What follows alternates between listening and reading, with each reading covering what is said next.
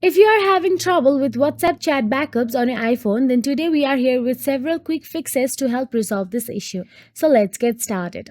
Firstly, go to the App Store on your mobile device. Then inside App Store, search for the WhatsApp in the search address bar.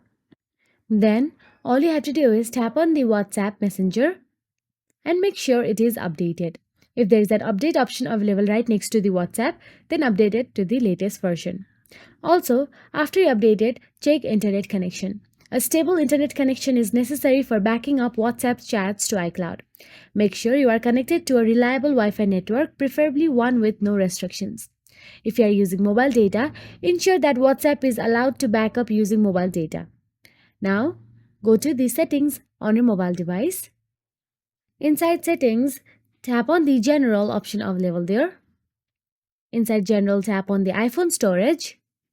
Now inside iPhone storage, from the list of apps, look for the WhatsApp and tap on it.